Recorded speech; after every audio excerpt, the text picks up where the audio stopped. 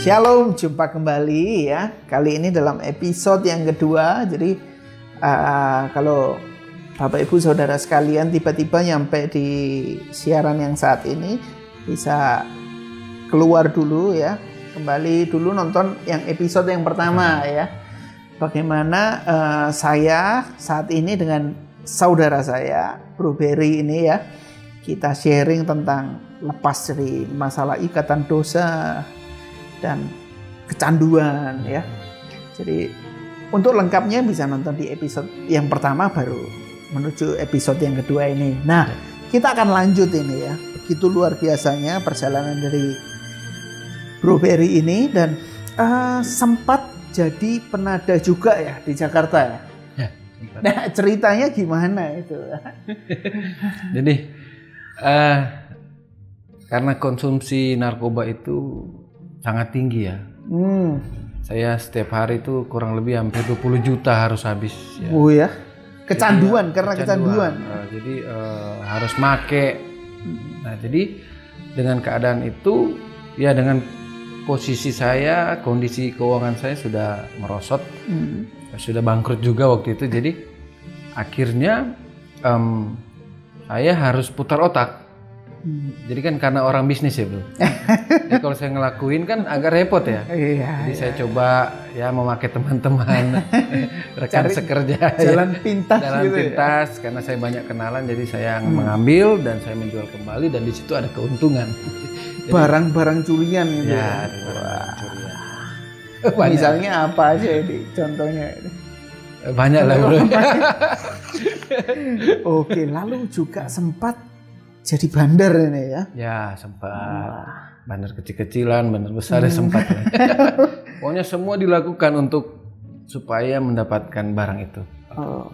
Nah, jadi Bapak Ibu Saudara ya, jadi Bro Berry ini kalau udah nonton episode yang pertama ini mulai mengenal narkoba itu sejak SD ya. Sampai SMP, SMA, kuliah terjerumus dalam dan sempat berhenti ya. Sempat berhenti. Waktu menikah. Ya. Iya. Menikah tahun berapa ini? Saya menikah 2005. 2005. Menikah dan berhenti berarti ya. Berhenti total. Berhenti total memang. Sempat pingin nggak gitu? Saat itu sih enggak ya. Karena saya juga saat itu mengisi dengan hal positif. Karena saya juga ada bengkel, saya juga ada usaha, saya juga kerjasama dengan teman. Jadi sehari-hari saya tuh habis di hal-hal positif. Hal positif. Enggak, kalau misalnya lagi sakau gitu, kecanduan bisa mengalihkan ya gitu ya. Waktu itu kan pas berhenti udah nggak sakau. Ya nggak bisa berhenti kan karena SAT itu nagih. Tapi waktu kita sudah putus SAT, kita sudah tahan, kita sudah berobat, itu udah enggak. Jadi sebetulnya paling sugesti aja sih. Iya, menghilangkan kecanduan tuh bisa kok ya sebetulnya ya. Asal mau. Asal mau. Nah, ini dia. Dan sempat berhenti. Berapa lama? Kurang lebih 5-6 tahun ya. Dari 2005 itu ya. Jadi saya berhenti, bukan semenjak menikah. Saya berhenti 2002 apa 2003.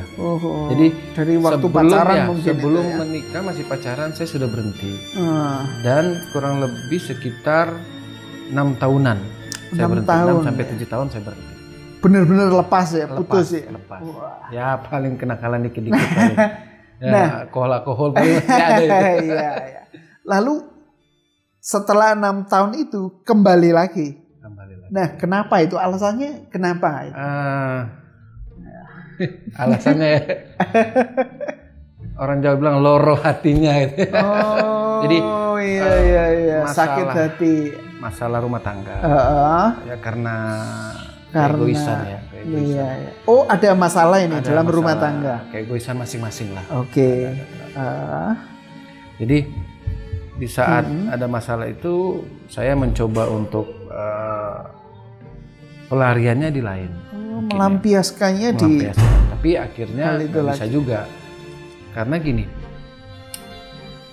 saya sudah pernah merasakan SAT yang paling enak gitu kan. Iya.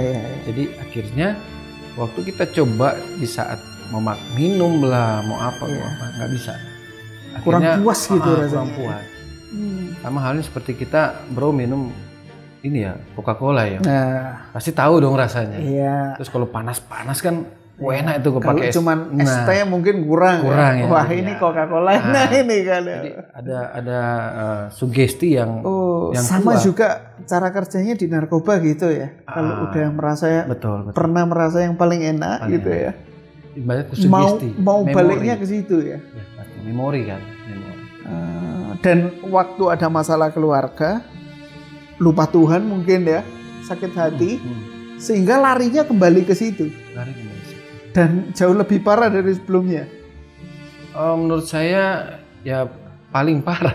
Paling parah dan bahkan Bro Peri ini sempat mau mengakhiri hidupnya ya. Iya. Wah itu gimana itu ceritanya itu? 4 kali ya mengakhiri. Wah, pengen 4 kali itu. Enggak berangkat-berangkat ya? Enggak berangkat-berangkat. Kenapa ya? Tuhan mau pakai. Oh, luar biasa. Jadi gimana? Dalam fase saya hancur. Ya usaha juga saya hancur karena narkoba, karena pengeluaran yang begitu banyak dan sudah nggak konsentrasi lagi. Jadi sempat pabrik saya juga harus dijual dan juga toko dan beberapa tanah-tanah aset sempat dijual. Itu memang karena narkoba itu. Karena saya cuma 2 bersaudara dan saya kakak atau yang saya 3 tapi yang di ini sudah enggak ada, tinggal berdua, saya cowok dan kakak saya cewek dan saya paling bontot. Otomatis yang melanjutkan. Ya, yang melanjutkan ini hancur. Jadi orang tua juga ikut kecewa. Bangkrut juga. Ikut kecewa. Jadi di dalam ekonomi kami orang tua kecewa dengan keadaan saya dan akhirnya tidak konsentrasi.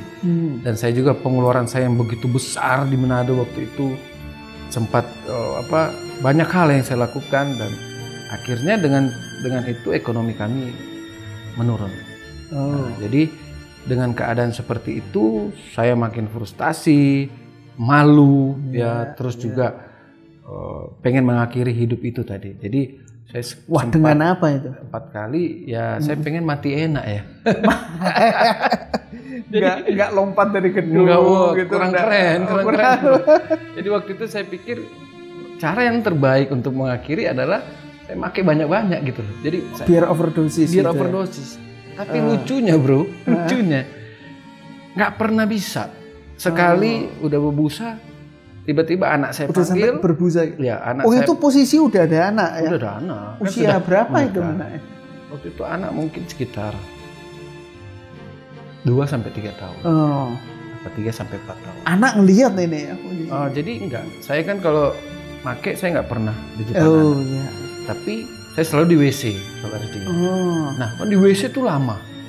Mungkin anak saya tuh kok papi lama. Penasaran. Penasaran. Ya. Akhirnya begitu diketok, terus saya sudah di lantai. Tapi saya sadar. Begitu setiap kali saya sudah mau mengakhiri, selalu dialah yang menyadarkan. Entah dia ketok, entah dia teriak, aku langsung sadar. Sempat rokok itu habis di tangan, di samsu, habis di sini. Gitu kan. Pernah juga sambil lagi duduk, jadi 4 kali kurang lebih. Nah di sini mencoba mengakhiri hidup ya. Karena saking frustasi. Sakit hati, frustasi ya semua lah. Di situ memang cuman anak, apa enggak ada support dari orang tua, teman, saudara? Enggak, saya memang waktu itu orang tua ada, cuma waktu itu masih di Manado, saya di Jakarta. Saya sempat juga di Manado, akhirnya dilarikan ke Jakarta. Jadi saking sudah terlalu parah, saya akhirnya dilarikan ke Jakarta, tapi sama aja, lebih parah juga, sama aja ya. Jadi tapi ada satu hal bahwa waktu saya mau ngakhiri hidup dan ada beberapa kali Tuhan tolong, dan juga kalau kita lihat dari tadi kisah yang pertama ya 13 kali, menurut saya ya memang kalau tidak dikehendaki Tuhan ya tidak bisa. Perkenanan Tuhan. Saya bisa berencana, tapi Tuhan nggak kasih. Tuhan gitu. yang menentukan. Nah, ini yang merupakan titik penting dari episode 1 dan 2 ya, yang ingin saya tanyakan tuh titik baliknya Bro Peri itu gimana sih? Jadi udah sempat pemakai ya, memang terikat dengan narkoba ya, lalu 6 tahun berhenti ya karena menikah, lalu lanjut lagi karena sakit hati, ada masalah dalam keluarga ya. Lalu apa sih, ada suatu kisah apa yang bisa membuat Bro Barry ini benar-benar meninggalkan narkoba itu lagi ya? Bahkan sampai sekolah teologi. Wah, ini luar biasanya ya. Sekolah teologi di Kota Batu, Malang sini ya. Nah, ini kan nggak mudah gitu ya. Nah, apa yang membuat turning point ini, titik balik ini dalam kehidupan Bro Barry? Kok tiba-tiba dari jalan yang ini, kecanduan? Ya, barangkali bisa bagi tips bagaimana menghilangkan kecanduan narkoba ini ya. Lalu gimana sih kisah perjalanannya sampai ketemu Tuhan dan saat ini melayani di Kota Malang. Saya tahu pelayanannya luar biasa saat ini, ya, bersama anaknya juga di Kota Malang ya. Nah, bisa diceritakan nggak apa titik balik yang benar-benar membuat Bro Barry ini berbalik jalan, ya, bertobat lah gitu ya? Sebenarnya sih ini ya, nggak tahu mau kemana. Nah, jadi udah bingung mau kemana. Ada di gitu titik yang terendah. Nah, itu posisi udah habis uang sama sekali ya? Iya, habis. Bisnis nggak ada. Melarat. Kalau melarat biasanya nggak punya teman biasanya. Iya. Pergi semua. Memang cuma anak paling yang temenin ya. Sama orang tua. Orang tua tetap support ya. Tetap support. Wah, ini luar biasa ya. Orang tuanya Bro Barry ini masih ada ya? Masih ada. Papa mama masih ada. Wah, saya salut sama orang tua ini. Biasanya kan ada anak-anak dibuang yang kurang ajar seperti ini ya. Udah dicoret dari kakak lah, dari surat warisan ya, dibuang. Tapi ini orang tua memang masih support. Jadi memang kekuatan saya di orang tua. Orang tua tetap separah-parah anaknya dia nggak pernah buang. Wah, tetap dia bawa dalam doa terus. Luar biasa. Nah, teladan buat kita. Nah, lalu orang tua yang masih support ya? Masih support. Lalu masuk sekolah teologi. Karena memang udah nggak punya nggak ada pilihan apa-apa ini ya. Jadi masuk sekolah teologi itu ini sih, Bro. Tahun berapa? Saya masuk masih baru 2013. 7 tahun lalu. Gimana itu ceritanya itu tiba-tiba punya pikiran kok mau gitu? Ya tadi kan posisi kepepet. Jadi nggak bisa kemana-mana, Bro. Ya. Ke kiri mentok, ke kanan mentok. Memang Tuhan kurung gitu ya. Ke depan mentok, belakang mentok. Mau ke bawah pun nggak bisa, Bro. Kenapa? Mau coba bunuh diri pun, mau mengakhiri hidup ya, maksudnya mengakhiri hidup pun nggak bisa. Bahkan bahasa saya, dunia kematian pun menolak. Kalau bahasa bercanda saya, lo yang di bawah aja takut sama saya gitu kan, nggak mau berteman gitu kan. Akhirnya saya pikir saya mau kemana? Hanya bisa ke atas. Karena di atas lah yang terbuka. Hanya Tuhan. Hanya Tuhan yang mau menerima orang-orang seperti kita. Iya. Jadi akhirnya ya saya memutuskan untuk sekolah teologi karena saya pikir rehabilitasi nggak menjawab. Saya sudah 4 kali. Empat kali rehab. 4 kali rehabilitasi. Bahkan di RSKO sampai terakhir bilang saya sudah imun. Karena sudah dosis 5 gram sehari. Dan saya sudah suntik di leher. Pokoknya semua sudah saya lakukan. Bahkan dengan dosis saya seperti ini, dosis terparah. Dokter di RSKO bilang ini udah nggak masuk akal. Ini udah imun. Makanya dia bilang, kalau imun tuh istilahnya maksudnya gimana? Sudah kebal. Udah kebal. Sudah kebal. Jadi makanya dokternya bilang, lu jangan nambah lagi. Fisik kuat, tapi pembuluh darah nggak kuat. Jadi takutnya pecah. Gitu, terus saya tanya, dok, terus saya harus gimana dong? Ya kamu berhenti mati, lanjut mati. Berhenti mati. Lanjut mati. Itu yang membuat saya, wow. Ya mau gimana lagi? Iya. Ya, akhirnya tadi saya bilang, akhirnya saya coba nggak ada pengharapan lagi. Jadi saya hanya bisa ibarat kasar ya kita coba deh. Apa yang saya sudah nasarkan dari awal, saya berjanji sama Tuhan 13 kali. Ya saya ibarat kasar ya jual nama Tuhan sering, bohongin Tuhan apalagi. Akhirnya saya coba. Saya merespon. Waktu saya merespon, saya juga kebingungan.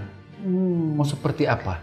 Gitu kan. Jadi saya pikir dengan sekolah teologi ya, gitu kan. Karena rehabilitasi nggak bisa, semua nggak bisa. Sudah kami coba, keluarga sudah coba beberapa kali, bahkan kami sempat habis-habisan dalam menangani saya. Jadi akhirnya saya memutuskan untuk sekolah teologi ya. Nah, tahun 2013 itu ya. Jadi sekolah teologi ini juga ceritanya ya lumayan ya. Jadi saya masuk terus terang dalam perjalanan saya itu, jadi saya masih make. Jadi dalam perjalanan tuh saya masih make gitu terus. Ya? Jadi belum berhenti total gitu ya. Jadi di sini memang saya dipulihkan Tuhan dengan mujizat. Ya, lewat proses yang ada. Dengan keyakinan dalam perjalanan masih make semua. Saya masih sakau, tapi hati saya tuh yang paling dalam, iman saya masih berpikir bahwa Tuhan pasti akan menyembuhkan. Ya. Jadi saya bilang, Tuhan yang panggil, Tuhan harus tanggung jawab. Ya. Jadi waktu saya dipanggil, ya saya sempat koma. Saya sempat koma di Batu. Karena saya tidak mau sama sekali minum obat. Jadi ibarat kasar, saya ngetes gitu loh. Lepas obat gitu. Jadi saya mau ini terjadi mujizat. Jadi saya tidak mau berhenti. Sakau gitu ya? Saya tidak mau sakau saya berhenti karena ada obat. Tidak mau. Nanti terikat jadinya. Obat dokter kah atau apa. Jadi saya memang waktu itu berusaha. Saya berdoa dengan keyakinan. Saya bilang, Tuhan pulihkan saya. Ya. Dan akhirnya saya koma sempat saya mau periksa darah nggak bisa karena kan sudah habis uratnya. Jadi akhirnya mau dioperasi, tapi saya sempat doa. Saya bilang, Dok, bisa nggak saya doa dulu? Doa saya sih lucu-lucu gimana gitu ya. Yang pertama, Tuhan kalau mau ambil sudah. Saya sudah siap. Ya. Karena gini, kami sudah nggak ada apa-apa. Jangan lagi kalau proses koma, proses masuk rumah sakit, terus mau gini-gini kan itu duit semua ya. Saya pikir ribet. Ambil aja sudah siap. Tapi kalau Tuhan mau pakai saya, kembalikan saya seperti dulu sebelum kena narkoba. Jadi saya amin, dokter datang, disuntik, dan anehnya waktu mereka mau suntik, mereka nggak mau karena pikir kan sudah berapa kali, 4 kali mungkin udah nggak dapet. Udah Pak, kita langsung ambil tindakan operasi aja. Oh nggak apa-apa, coba aja aku bilang kan. Kan ini badanku yang sakit kok. Akhirnya dengan terpaksa mereka coba. Waktu suntik, ditarik, kosong. Tapi berapa detik kemudian, ini apa ya, aku merinding kalau ngomong. Berapa detik kemudian, itu darah keluar seperti keran air yang dibuka kencang. Muncrat gitu. Menurut bro, warna darahnya apa? Kalau pemakai parah loh seperti aku, warna darahnya kehitaman gitu. Pasti hitam lah ya. Iya. Hitam gimana gitu ya. Iya. Tapi di hari itu Tuhan adakan mujizat. Waktu dia keluar itu merah seperti darah orang sehat. Orang sehat gitu. Segar darahnya. Dan saya hanya bisa lihat, wow. Dan dokternya pun hanya bisa lihat, dan saya cuma bilang, ya itulah Tuhan saya. Saya bilang. Inilah yang menjadi titik balik. Titik balik. Dan semenjak saat itu obat-obatan apa lepas ya? Dan atau inilah yang menjawab seluruh para pemakai dimanapun lah ya. Iya. Sampaikan, bisa sampaikan. Bahwa memang ada statement orang bilang pemakai nggak bisa sembuh. Pemakai hanya bisa dipulihkan gitu kan. Tapi dengan kejadian seperti ini yang saya rasakan, maka kalau kita bergantung sepenuhnya sama Tuhan, amen, Tuhan bisa menyembuhkan. Amin. Ya kan? Ini statement orang pemakai ya. Saya juga pemakai dulu. Wah, nggak bisa sembuh, kita hanya bisa pulih gitu kan. Ini kan sebenarnya bahasa yang mendukung dia mau pakai lagi. Jadi kan pulih itu kan. Ya, pakai dikit-dikit lah gitu jadi ya. Masih bisa gitu kan.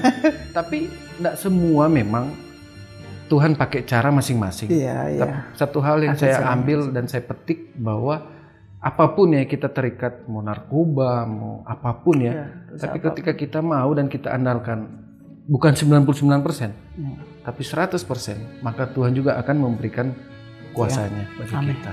Nah, ini yang saya ambil, ini titik balik saya ketika merasakan mujizat Tuhan. Saya diperiksa darah, harusnya orang seperti saya itu penyakitan pasti. Harusnya. Tapi waktu datang sampel hasil tes cuma mengatakan bahwa darah saya kental, darah putih lebih banyak, asam lambung dan pengentalan, udah itu aja. Dan akhirnya saya hanya diam, bersyukur, tapi masih bingung juga karena dalam keadaan lemah. Kami pulang ke hotel dan saya di dalam perjalanan saya tuh lihat kok nggak ada sakau ya. Ingat tuh, dosis 5 gram sakaunya parah banget. Mungkin yang di teman-teman di rumah yang sudah pernah make ya, dosis 5 gram dan kapasitasnya udah suntik di leher, itu udah parah banget. Waktu saya pulang kok nggak ada rasa ya. Saya cuma lemas aja. Saya coba mandi deh, di batu dingin ya. Akhirnya saya mandi. Di air dingin ya? Kok nggak ada. Nah kalau sakau ini ya, kalau kita mandi itu seperti kita disayat-sayat oleh samurai. Gitu. Bahkan ditusuk-tusuk oleh pisau. Sakit banget. Sakitnya di tulang itu. Sakitnya di sini, salah ya. Jadi dengan keadaan seperti itu waktu saya mandi, wow nggak ada. Habis mandi kok malah saya yang nanya. Seger gitu malah. Tuhan mana sakaunya? Gitu ya. Saya cari kok nggak ada ya. Tapi saya merasa badan saya seperti hangat, ada yang memeluk. Jadi bagi saya itu malaikat menjaga. Luar biasa. Nah dari situ saya mulai bangkit, mulai perlahan-lahan jatuh bangun. Saya di sekolah Alkitab di Batu, mulai saya merasakan bagaimana ego saya harus dikontrol. Ya. Dan saya dulu waktu saya masuk pincang bro, memang morfinis habis, kurus, pokoknya jelek deh. Ada fotonya enggak? Ada foto-foto? Ada kayaknya. Oh ya, ada. Ya, kita tampilin foto-foto. Sebelum dan sesudah ya. Iya. Makanya setiap kali saya bersaksi, setiap kali kita sharing, banyak selalu yang undang saya, pasti pas terakhir mereka nanya, Pak mohon maaf, agak kalau dengar dari kesaksian kok kayaknya kurang ya, maksudnya nggak mungkin lah dengan lihat fisik kita seperti ini. Makanya tadi saya bilang, Tuhan kalau Tuhan mau kembalikan saya, kembalikan secara utuh sebelum pakai narkoba. Memang kalau lihat nggak seperti pecandu. Karena ya Tuhan ubahkan itu dari ujung rambut sampai ujung kaki bro. Kurus banget berarti dulu. Kurus banget. Dan pakai narkoba, satu saat aja itu merusak jutaan sel di otak. Iya. Kebayang nggak belasan tahun kita make? Apa nggak di sekolah teologi? Berapa tahun tuh totalnya? Waduh. Kalau mau dikira-kira aja lah. Ya, kurang lebih aja dari SD kelas 6 sampai 2013.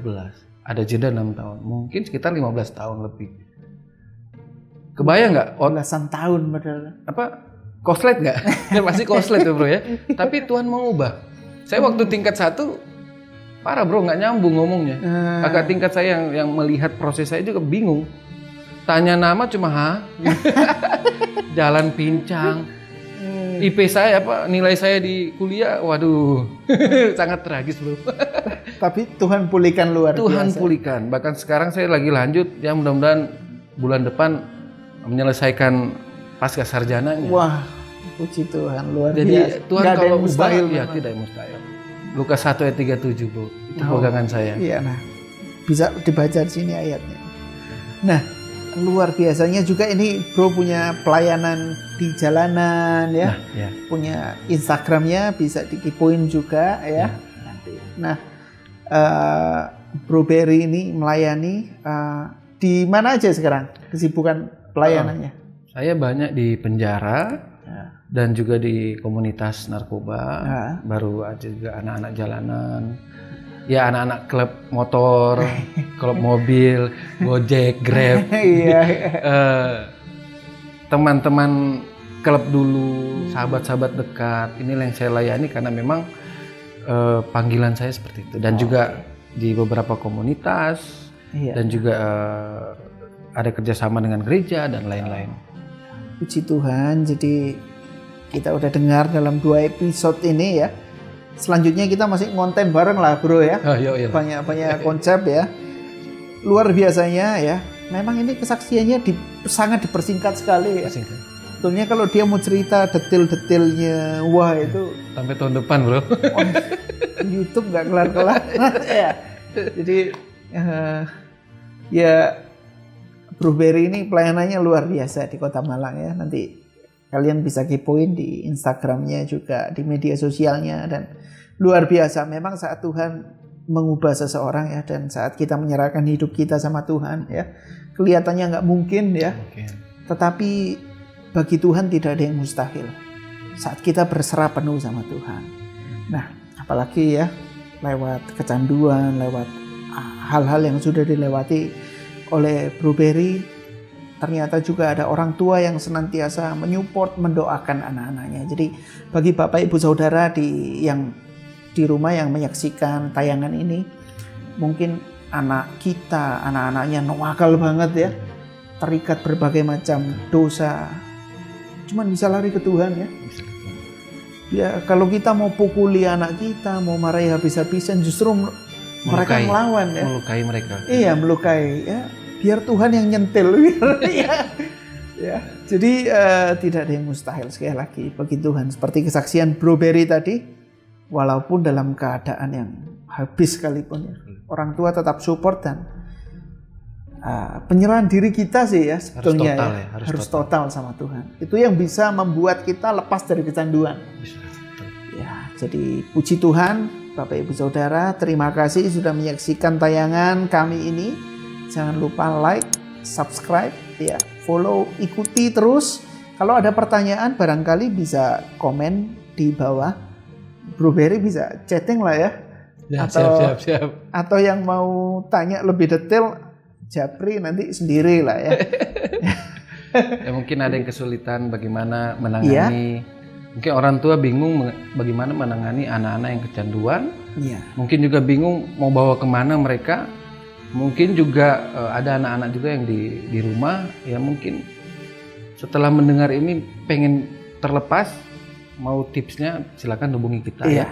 Karena memang saya juga bekerja sama dengan beberapa lembaga untuk menjangkau para pecandu, para teman-teman yang mungkin kesulitan untuk lepas dari jeratan narkoba ini. Jadi bisa kepoin kami, bisa tanya-tanya. Kami siap bantu. Oke, sampai di sini dan kiranya tayangan kami dan kesaksian dari Bro Berry boleh jadi berkat bagi para pemirsa semua. Oke, sampai jumpa di konten selanjutnya. Tuhan Yesus memberkati.